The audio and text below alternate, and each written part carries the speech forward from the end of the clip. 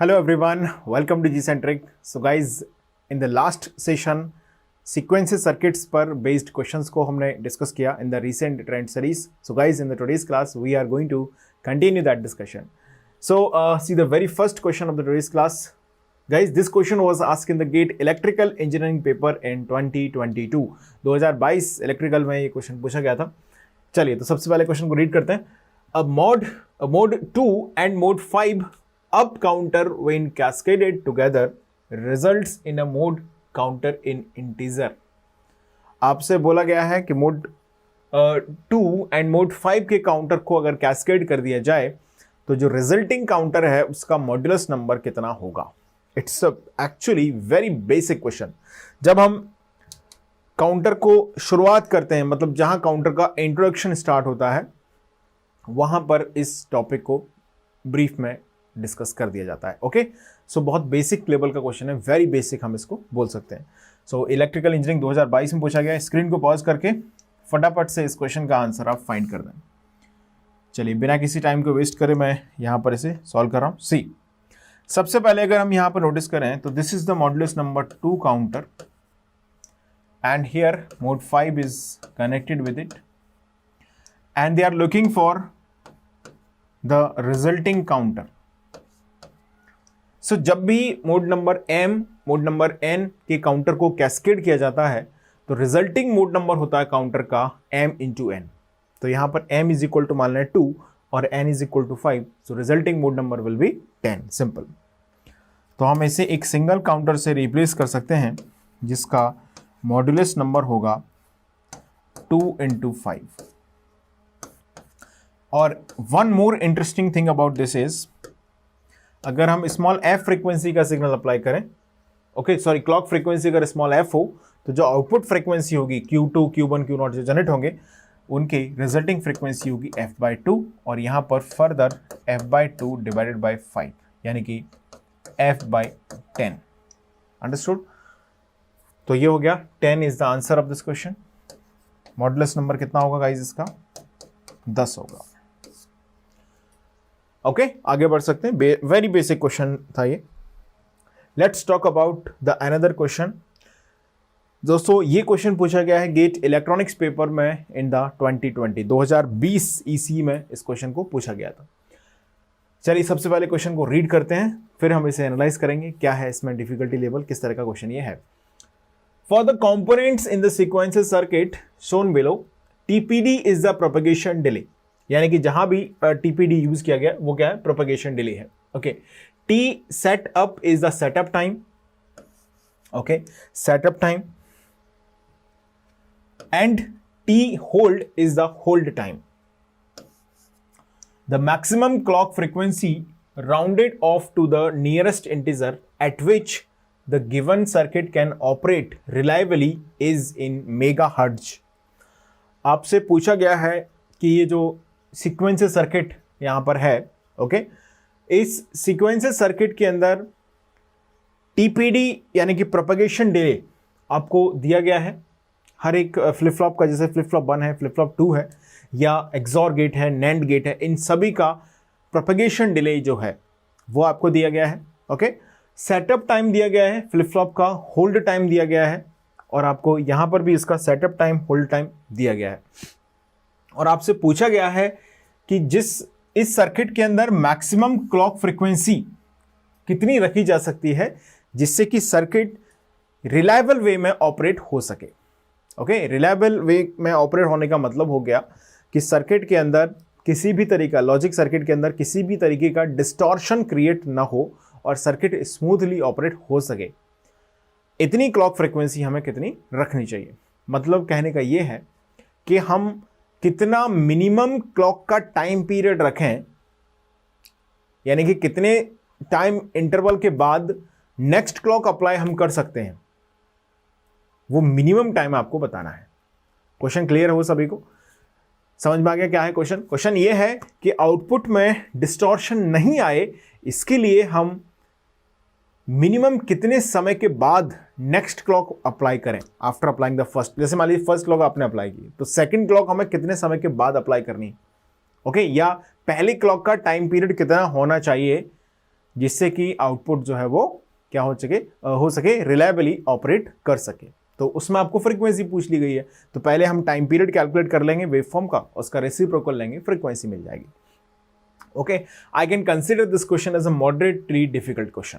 Okay, moderately difficult question इसको हम मान सकते हैं, क्योंकि गाइज इसमें एक तो गलती हो सकती है, एनालिसिस अगर आपने गड़बड़ कर दिया तो गलत हो सकता है क्वेश्चन, पहली चीज़। दूसरी चीज़, आपको थोड़ा सा ऐसे एनालाइज करना पड़ेगा तभी आंसर आएगा, मल्टीपल पॉसिबिलिटीज़ इसमें हमें चेक करनी पड़ सकती हैं, तो that's why it's a moderately difficult question. Understood है? चलिए, तो सबसे पहले आप ऐसा करें, इसको क्वेश्चन को रीड करके फटाफट से क्वेश्चन को नोट करें एंड कंप्लीट लॉजिक सर्किट आप इंप्लीमेंट कर रहे हैं।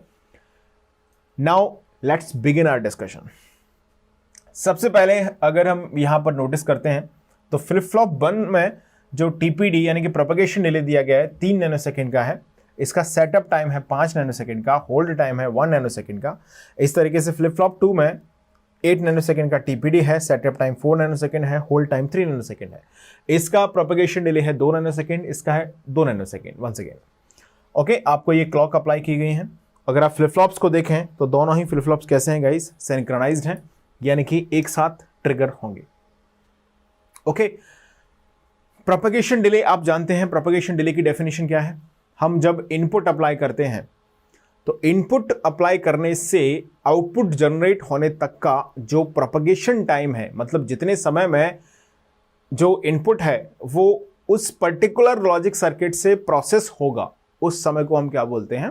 प्रोपगेशन डिले बोलते हैं। आइडियली हम ये मान के चलते हैं किसी भी लॉजिक सर्किट के अंदर 0 प्रोपगेशन डिले है, मतलब इनपुट अप्लाई किया that the same instant output generate हो गया, बट ऐसा नहीं है। इसमें ऑब्वियस है, कंपोनेंट है तो उनका कुछ ना कुछ प्रोपगेशन टाइम होता ही है। ओके, तो वो आपको दे दिया गया है। दूसरा है सेटअप टाइम, हालांकि ये भी डेफिनेशन मैंने आपको लिखाई हुई है क्लासरूम में। सेटअप टाइम क्या है? सोचो क्या है setup time? It is the minimum time required to keep data ready before applying the clock, यानी कि क्लॉक अप्लाई करने से पहले, मतलब आपने क्लॉक अप्लाई करना मतलब क्या हो गया? एक तरीके से फ्लिप फ्लॉप को ट्रिगर करना हो गया। तो फ्लिप फ्लॉप को हम ट्रिगर करें उससे कितनी देर पहले आपको डेटा अप्लाई करके रखना पड़ेगा, वो टाइम बताता है कौन? Setup time. बात समझ गए? मतलब हमने फ्लिप फ्लॉप को ट्रिगर किया तो उस ट्रिगर करने से कितने समय पहले से हमको इनपुट को तैयार करके रखना पड़ेगा, कीप डेटा रेडी, कितनी देर पहले इसको डेटा को रेडी करके रखना पड़ेगा, वो टाइम है सेटअप टाइम। बात समझ में आ गई? ओके, अच्छा, होल्ड टाइम क्या है फिर? होल्ड टाइम क्या है? आफ्टर अप्लाइंग द क्लॉक कितने समय तक आपको डेटा को मेंटेन रखना है टू प्रोसीड डेटा प्रॉपरली, जिससे कि डेटा का एग्जीक्यूशन उस पर्टिकुलर फ्लिप फ्लॉप के अंदर प्रॉपरली हो सके, ये होता है होल्ड टाइम। मैंने डेफिनेशंस आपको थोड़ा सा रिवाइज करा दी हैं। अब हम आते हैं रियल ग्राउंड पर, जहां पर हमें क्वेश्चन को आंसर करना है। देखिएगा, सबसे पहले हमने क्लॉक अप्लाई की, तो पहली क्लॉक मान लीजिए पॉजिटिव एज ट्रिगर्ड है, पहली क्लॉक अप्लाई कर दी तो क्या होगा बोलो? सबसे पहले कौन सा टाइम आएगा? सेटअप टाइम आएगा। हालांकि लेकिन सेटअप टाइम हम सुबह से मान के चल रहे हैं कि तो पहले से हमने डेटा को अवेलेबल करके रखा हुआ है। अंडरस्टूड है? तो डेटा आपने अप्लाई किया तो देखो क्या होगा, समझना मेरी बात ध्यान से। आपने पहली क्लॉक अप्लाई की तो यहां पर 3 नैनोसेकंड के बाद डेटा प्रोपगेट हो गया। कितने नैनोसेकंड के बाद? 3 नैनोसेकंड, जो भी है 3 नैनोसेकंड। यहां पर वही डेटा कितने समय के बाद प्रोपगेट हुआ? बोलो जल्दी से। क्या मैं बोलूं? 8 नैनोसेकंड के बाद। ओके, 8 नैनोसेकंड के बाद ये डेटा प्रोपगेट हो गया, यहां से यहां पर पहुंचेगा। ओके, यहां से यहां पर पहुंचेगा, कितना लगा? 3 + 2 और यहां से फिर से +2, मतलब आउटपुट इस नोड पर जनरेट हुआ। कितना समय लगा बोलो? 3 + 2 + 2 कितना हो गया? 5 + 2 7 हो गया। ओके, 7 नैनोसेकंड के बाद यहां पर आउटपुट अवेलेबल हो गया। अब जैसे यहां पर अवेलेबल हुआ, क्या यहां का सेटअप टाइम हमको काउंट करना पड़ेगा? मेरी बात ध्यान सुनो। फर्स्ट क्लॉक मैंने अप्लाई करी, इसमें थोड़ा सा अगर आपने मिस की चीजों को, थोड़ा सा आपने स्किप किया या दिमाग थोड़ा सा नहीं इस्तेमाल किया एट दैट सेम टाइम, तो आपको क्वेश्चन समझ में नहीं आएगा, एनालिसिस कैसे हो रहा है, फंस जाएंगे आप। तो ध्यान से सुनिएगा, जो मैं बोल रहा हूँ बहुत सिंपल पॉसिबल लैंग्वेज में मैं कन्वे करूँगा, आपको समझ में आ जाएगा, डोंट वरी, बस सुनिएगा ध्यान से। मैंने बोला t इज इक्वल टू 0 पर हमने डेटा अवेलेबल कर लिया था पहले से, ओके। अब आपने ट्रिगर किया जैसे ही फ्लिप फ्लॉप को, तो 3 नैनो सेकंड के बाद यहां पर जनरेट हो गया। पहले वाले फ्लिप फ्लॉप के हालचाल देख रहे हैं अभी हम, है ना। 3 नैनो सेकंड बाद यहां पर पहुंच गया, +2 यानी कि 7 नैनो सेकंड के बाद यहां पर पहुंच गया। अब जैसे ही पहले वाले फ्लिप फ्लॉप ने डेटा को आंसर कर दिया यहां तक, तो क्या हमको तुरंत क्लॉक अप्लाई कर देनी चाहिए? नहीं, अभी हमको देखना पड़ेगा ये आउटपुट जा कर रहा है। आउटपुट पहुंच रहा है दूसरे फ्लिप फ्लॉप पर, तो दूसरे फ्लिप फ्लॉप के सेटअप टाइम तक आपको वेट करना पड़ेगा। क्यों? ऐसा क्यों मैं बोल रहा हूं? क्योंकि आप जानते हैं कि 7 नैनो सेकंड के बाद जो डेटा यहां पर जनरेट हुआ, वो t इज इक्वल टू, जैसे मान लीजिए t इज इक्वल टू 0 से सब कुछ चल रहा है, तो t इज इक्वल टू 7 पर आते से ही यहां पहुंच चुका है डेटा। अगर मैं t इज इक्वल टू 7 पर दूसरी क्लॉक अप्लाई कर दूंगा, तो वो जो टाइम है ना, सेटअप टाइम क्या बोलते थे उसको, कि क्लॉक अप्लाई करने से पहले, क्लॉक अप्लाई करने से कितनी देर पहले डेटा को अवेलेबल करना पड़ेगा। तो t इज इक्वल टू 7 पर हमने डेटा अवेलेबल किया, उसी समय पर क्लॉक अप्लाई कर दोगे तो ये प्रोसेस नहीं हो पाएगा। तो हमें कितना वेट करना पड़ेगा? 4 नैनो सेकंड का वेट और करना पड़ेगा। यानी कि केस 1 में हमने क्या ऑब्जर्व किया, केस 1 में हमने with respect to flip flop 1 हमने इसको नोटिस किया, फ्लिप फ्लॉप 1 के हिसाब से हमने नोटिस किया। क्या नोटिस किया? देखो, टोटल टीपीडी आ रहा है, या मैं बोल सकता हूं T clock must be greater than and equal to what, 3 nano second plus 2 nano second plus next 2 nano second plus ये वाला 4 नैनो सेकेंड, 4 नैनो सेकेंड। ये पहला वाला केस चल रहा है। जब हम पहले वाले, देखो हमारा काम क्या है, दोनों फ्लिप फ्लॉप्स के अंदर जो डेटा है वो प्रॉपरली एग्जीक्यूट हो, आउटपुट जनरेट करे, फिर इनपुट पर अप्लाइड होके फिर नेक्स्ट साइकिल पे जनरेट कर दे। कुल मिला के जो पूरा लॉजिक सर्किट है वो स्मूथली ऑपरेट करे। दैट्स आवर मोटिव, अंडरस्टूड है। तो उसके लिए हमने पहले वाले फ्लिप फ्लॉप को ध्यान में रखते हुए ऑब्जर्वेशन किया, तो हमने क्या देखा कि हम टी क्लॉक को रख सकते हैं कितना, 3 + 2 + 2 कितना हो गया जो भी है, 5 + 2 7 + 4 11 रख सकते हैं। अभी ध्यान दो, अभी आंसर पूरा नहीं हुआ है, अभी आंसर कंप्लीट नहीं हुआ है। अभी हमने पहले वाले फ्लिप फ्लॉप के हालचाल देखे हैं बस। अभी हमको दूसरा फ्लिप फ्लॉप भी नोटिस करना पड़ेगा, क्योंकि वो भी साइमल्टेनियसली ऑपरेट हो रहा है। यस और नो? यस। चलिए, अब ये हो गया केस 1। अब मैं बात कर रहा हूं किसकी, केस 2 की। ध्यान से समझिएगा, you will understand it, don't worry. Case 2, case 2 को अगर हम नोटिस करें तो आप देखिए क्या होगा इसमें। हमने क्लॉक अप्लाई की, तो कितना समय लगेगा इसको प्रोपेगेट होने में? 8 नैनो सेकंड। सबसे पहले यहां पर कितना समय लगा? 8 नैनो सेकंड। ओके, क्या हमको 8 नैनो सेकंड कंप्लीट होने के, देखो आउटपुट जनरेट कर दिया, ये आउटपुट जनरेट हो गया इसका। ओके, अब इसका आउटपुट और कहीं तो प्रोसेस हो नहीं रहा। देखो ये तो इधर प्रोसेस चल रहा है, इनका तो अलग हो गया, ठीक है, ये इधर तो जा नहीं रहा, यहां पर जनरेट हो गया। तो क्या हमको 8 नैनो सेकंड के इमीडिएटली आफ्टर क्लॉक अप्लाई कर देनी चाहिए? देखो जरा ध्यान से, मैं लिख रहा हूं यहां पर फ्लिप फ्लॉप 2 के लिए, फ्लिप फ्लॉप नंबर 2, तो T clock must be greater than and equal to 8 nano second plus something. देखो क्या होगा, अब ये भाई हो गया इधर, यहां आ गया। तो अगर मैं 8 नैनो सेकेंड के बाद, यानी कि t इज इक्वल टू 0 पर मान लीजिए आपने जनरेट किया, तो 8 नैनो सेकेंड के बाद यहां पर ये पहुंच गया, t इक्वल टू 8 पर यहां पहुंच गया। तो क्या मैं t इज इक्वल टू 8 पर ही अगर अगली क्लॉक अप्लाई कर दूंगा, तो क्या ये वाला फ्लिप फ्लॉप जो 1 है वो इस डेटा को एक्सेप्ट कर लेगा? नहीं, इसको कितना समय चाहिए? Setup time. तो आपको यहां पर लिखना चाहिए t plus next 5 nano second, तब ये डेटा क्या होगा, नेक्स्ट डेटा आगे इसमें प्रोसेस होगा, सेटअप टाइम। तो टी क्लॉक अब गाइज इसके अकॉर्डिंग आ गया है 8 + 5 कितना हो गया, 13 नैनो सेकेंड। 13 नैनो सेकेंड यहां पर टी क्लॉक आ गया according to the second case. अब आपके दिमाग में आ रहा होगा कि होल्ड टाइम तो कहाँ भूल ही गए हमने काउंट ही नहीं किया। समझो जरा, होल्ड टाइम की जरूरत क्यों नहीं है यहाँ पर। देखो होल्ड टाइम क्या दिखाता है, होल्ड टाइम बताता है कि कितने समय तक आपको डेटा को वहां पर अवेलेबल करके रखना पड़ेगा after applying the first clock. यही मतलब है, यानी कि पहली क्लॉक आपने अप्लाई की, डेटा अप्लाई हो गया, अब हमें कितनी देर तक डेटा को होल्ड करके रखना पड़ेगा सो दैट वो डेटा फ्लिप फ्लॉप के अंदर प्रोपेगेट हो सके। तो यहां पर हम जानते हैं कि जो डेटा है वो पहले वाले फ्लिप फ्लॉप, दूसरे वाले फ्लिप फ्लॉप का जो आउटपुट है वो पहले वाले का इनपुट है। तो आप जानते हैं यहां पर ये 8 नैनो सेकंड, क्लॉक अप्लाई करने के बाद 8 नैनो सेकंड के बाद ही आउटपुट जनरेट करेगा।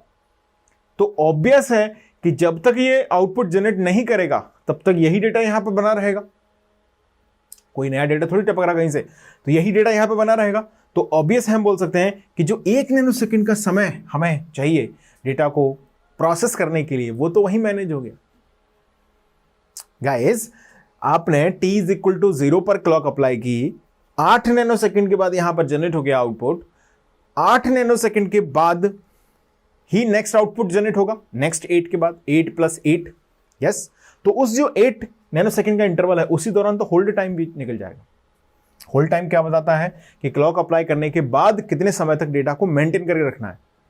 अरे 8 नैनो सेकंड तक तो अपने आप ही मेंटेन रहेगा डेटा, जब तक नेक्स्ट क्लॉक अप्लाई नहीं है तब तक इस फ्लिप फ्लॉप का आउटपुट थोड़ी चेंज हो रहा है। जब तक ये चेंज नहीं होगा तब तक नया आएगा ही नहीं कहीं से। तो ऑब्वियस है कि ये मैनेज हो गया। इसका होल्ड टाइम कितना है, 3 नैनो सेकंड है, तो ऑब्वियसली देखो इसका टीपीडी कितना है, 3 नैनो सेकंड, अगेन ये भी मैनेज हो गया।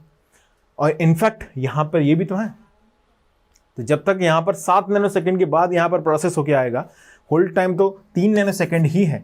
यहां तो अगला आउटपुट 7 नैनो सेकंड के बाद बदलेगा। होल्ड टाइम क्या बताता है, आउटपुट को तुरंत मत बदल देना, समझो आसान भाषा में बताता हूं। होल्ड टाइम क्या है, आपने t इज इक्वल टू 0 पर क्लॉक अप्लाई कर दी तो डेटा प्रोसेस हो गया।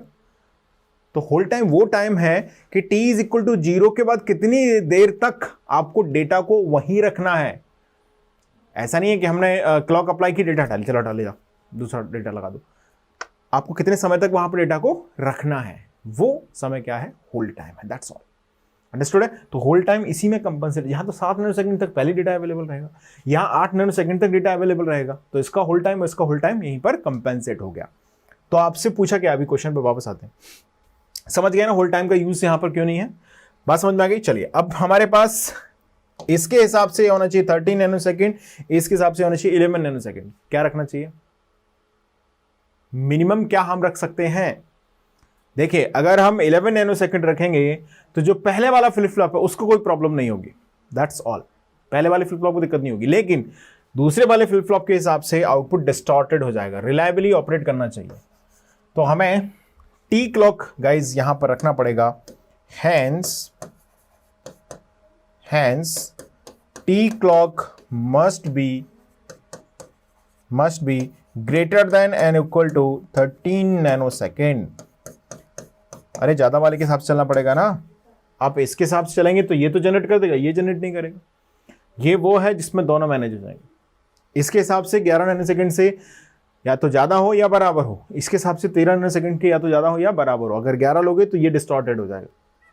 क्लियर है। आपसे क्या पूछा है, क्या पूछा है बोलो, क्या पूछा है, हाँ मैक्सिमम क्लॉक फ्रीक्वेंसी। तो टी क्लॉक ये होना चाहिए, तो मैक्सिमम क्या हो जाएगी क्लॉक, इतना लिख लो पहले इसको ना, लिखो, नोट कर लिया है, यहाँ तक लिखो सब लोग। अब यहाँ पे लिख लो F clock max that must be equal to 1 T clock. तो ये हो गया 1 कितना है 13 इंटू 10⁻⁻9 नैनो है। ओके और आपको पूछा कि इसमें मेगा हर्ट्ज में, तो 10⁻6 को ऊपर भेज दिया हमने, तो ये हो गया guys 1000 divided by 13 into 10⁻6 hertz. तो ये हो गया 1000/13 कितना होता है, 1000 डिवाइडेड बाय 13, 1000 डिवाइडेड बाय 13 76.92 और 10⁻6 हो गया कौन, मेगा हर्ट्ज। तो गाइज ये आ गया हमारे पास maximum clock frequency. Okay, so यहां तक का हमने डिस्कशन कंप्लीट कर लिया है। This question was asked in the GATE electronics paper in 2020। एक छोटा सा अनाउंसमेंट आपके लिए दोस्तों, digital electronics is available at the G centric application at very affordable fee structure, 299 rupees. Okay, and by using welcome 10 code you may also get the further 10% discount. तो बहुत ही affordable फी के साथ ये अवेलेबल है, plus quality wise मैंने पढ़ाया था, quality wise यहाँ पर कोई भी कॉम्प्रोमाइज़ नहीं है कहीं से कहीं तक। अफोर्डेबिलिटी के सेंस में आप ये बिल्कुल ना सोचें कि बहुत ही लीस्ट कॉस्ट पर ये अवेलेबल हो रहा है कोर्स, पता नहीं क्वालिटी वाइज किस तरह का रखा गया होगा, ऐसा बिल्कुल भी नहीं है। ओके, क्वालिटी में कोई कॉम्प्रोमाइज़ नहीं है, ज़बरदस्ती सब्जेक्ट को खींचा भी नहीं गया है और ज़बरदस्ती उसमें से कटिंग भी नहीं की गई है। Irrespective of its cost, subject को बहुत सिस्टमैटिक और प्रॉपर वे में मैंने रिकॉर्ड किया है। तो आप एक बार इसके डेमोन्स्ट्रेशन को अटेंड करके देखें, यूट्यूब से भी आप उनकी क्लासेस को अटेंड कर लें पहले, चाहें तो थोड़ा सा आपको अगर कंफर्ट जोन में जाना है यूट्यूब पर इसके वीडियोस अवेलेबल हैं तो वहाँ से आप उनको देखें, उसके बाद आप जाके एप्लीकेशन से इसको परचेस कर सकते हैं at very affordable fee structures. And along with the lectures आपके पास PDF नोट्स वहाँ पर अवेलेबल रहेंगे and for you test papers भी वहाँ पर बनाए गए हैं। ओके, सो दोस्तों मिलते हैं अगले सेशन में जहाँ पर सीक्वेंशियल सर्किट्स के कुछ और क्वेश्चंस की हम लोग चर्चा करेंगे। That's all for the today's class. Thank you so much for watching.